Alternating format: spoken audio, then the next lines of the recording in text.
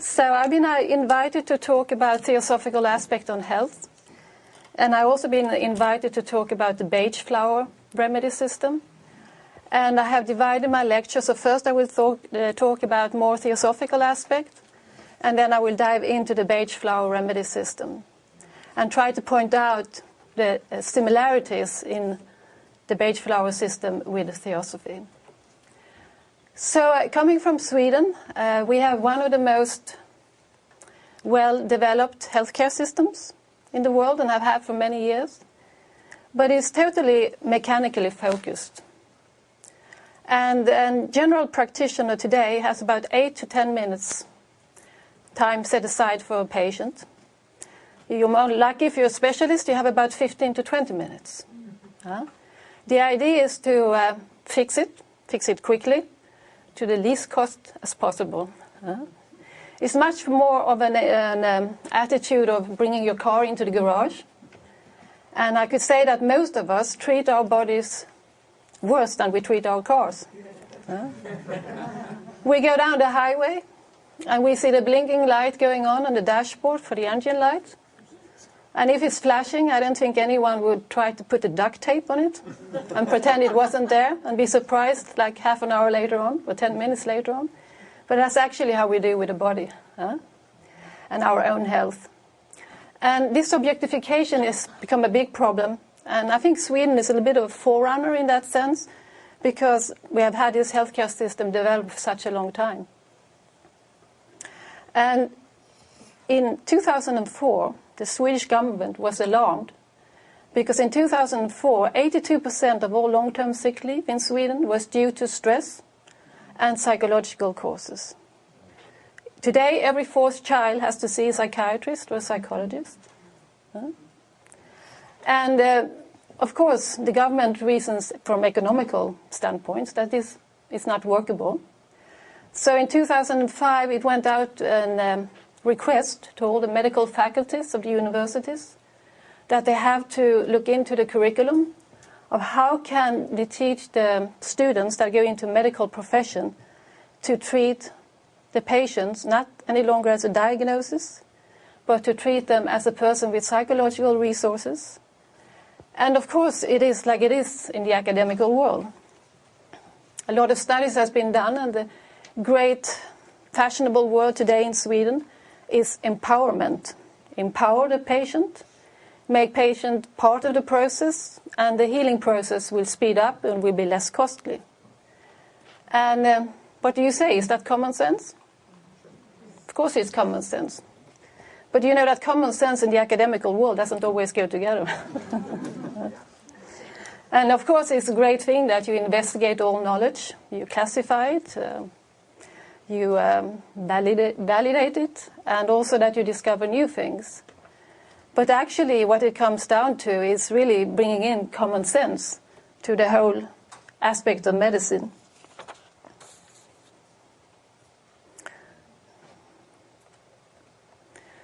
We can see that already Paracelsus says this. So what is really health and what is really disease? We are very, very good at categorizing the different diseases. But when it comes to give a definition of health, it's more troublesome. If we look into the dictionary with regards to disease, it says it's a lack of ease, there is trouble, there is many symptoms. And one can ask oneself then, is health just a question of lack of symptoms? Of course not, it isn't. And we have to look somewhere else. We have to look at occult science to get the answer, what is really health. And I will read a quote. It comes from Franz Hartmann. The book is The Occult Aspect of Medicine, Occult Science and Medicine. And it says, such a standard of health exists for us as soon as we recognize the unity and supremacy of the karmic law, that the results of obedience to the karmic law are harmony and health, and the results of disobedience are called discord or disease. And the word discord is interesting in itself, and we come back to that later. So just as disease is the disharmony which follows the disobedience to the karmic law, the restoration consists in restoring the harmony by return to obedience to that law of order, which governs the whole. So it seems in a way that disease starts when we, so to speak, objectify karma. When we see karma as something outside of ourselves, the cause and effect is out there, that's where the problem starts. We are told over and over again in Theosophical literature that we are in fact in our innermost being karma. Karma, Atma, compassion absolute, or perfect health is really what we are in our innermost being. And the question is, how do we bring this forth to the exterior? And here we come to see the difference between ancient medicine and modern medicine. The ancients based their science of medicine upon the recognition of a universal, eternal, self-existent, self-conscious cause, the source of all universal life, whereas popular modern medicine recognizes only the outcome of blind force. Now, if we would take and make one symbol, and not thinking about it being a particular religion, but just thinking about it as a perfected being, this would be a definition of health. Buddha, or an enlightened being, a self-realized being, is the perfect example of health. Everything down from there is disease, from a philosophical point of view. We have chosen here today the medicine Buddha, with its very significantly blue, beautiful color, to symbolize this. And also, I would like to say that it's of interest to see that in Tibetan medicine, before one actually was, how we say, permitted to study medicine, one had to have studied philosophical aspects in the Buddhistic philosophy, one had to practice meditation and an ethical living for 18 years before embarking upon the medical studies. And one was also not allowed to charge money. One was allowed to accept offerings which would maintain one's existence, but not to charge money for the practice. Of course, all that has changed. So the first requisite of a rational and perfect system of medicine is a thorough knowledge of the whole constitution of man, and the whole and not merely a part of its nature. Paracelsus said that if a physician knows nothing more about the patient than the patient himself tells him, he knows very little indeed. So to know and being able to practice the law of true science of medicine, one must first seek to develop one's own higher nature, and by freeing oneself from one's lower, desirous nature, that which governs the lower nature. There is no other way of penetrating into deeper secrets of nature and medicine except by the development of the higher nature in man. Modern science today has taken one step in that direction. We can document that each feeling, each thought that we think or feel has a momentarily change of the biochemical composition in the bloodstream. And there are currently studies being made in Sweden that tends to indicate that we can become addictive to our emotional patterns. Each feeling releases a peptide, and that peptide over time becomes a biochemical pattern in the body that we can become addicted to. So even on a very physiological level, it's very hard to break a behavioral pattern. There are complications with this.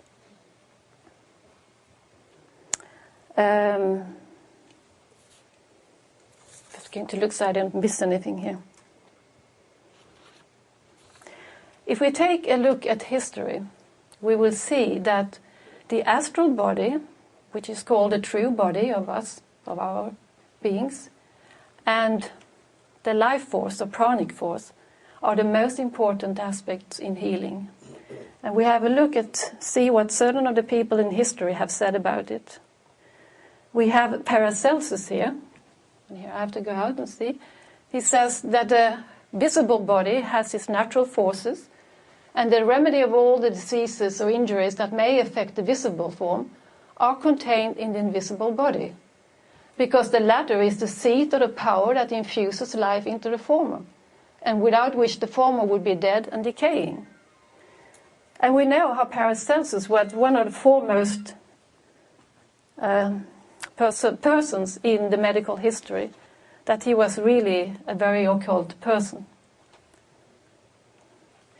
Samuel Hahnemann, who was the founder of homeopathy, says this: it is the healthy condition of man, in the healthy condition of man, the spirit-like vital force, the dynamis that animates the material body, rules with unbounded sway and retains all the parts of the organism in admirable, harmonious, vital operation, as regards both sensation and functions, so that our indwelling reason-gifted mind can freely employ this living healthy instrument for the higher purposes of our existence. And now we're getting closer to what health is all about. And we come to an old goodie in Theosophical circles, the sevenfold aspects of man. I know that there are guests here today that maybe for the first time come to a Theosophical lecture. So I would just like to give a little bit of a line out of what we mean with the 7 aspects of the human being. And keeping in mind, of course, that they are aspects. We have the spirit, what we call Atma, which is not my spirit or your spirit, but is the basic essence of us all. Then we have 3 aspects of the soul. We have the universal aspect, which we in Theosophy call Buddhi. We have the individual or human aspect, which makes us feel I am I. And that is the feeling that keeps us going from one day to the next, from one life to the next, from incarnation to incarnation, from Manvantara to Manvantara. And then we have the personal aspect of the soul, which we call animal. And animal not meaning something bad, just meaning that it is connected to the desirous nature. We could say that this is who we truly are.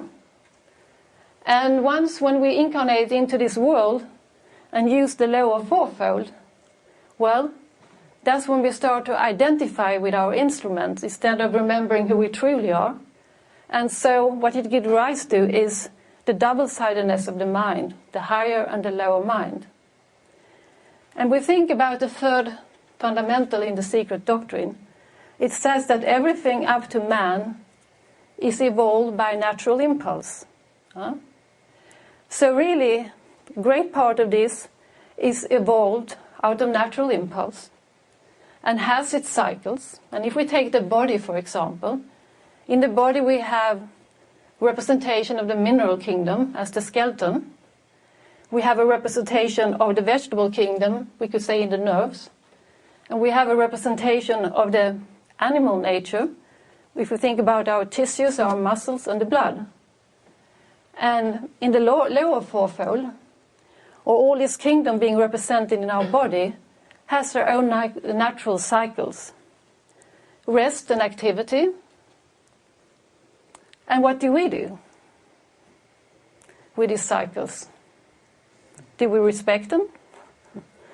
Obviously not, because if we would respect them, there wouldn't be such a thing as ill health.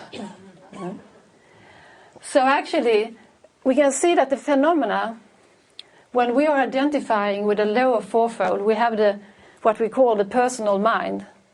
And what are the characteristics of the personal mind? Can anyone say?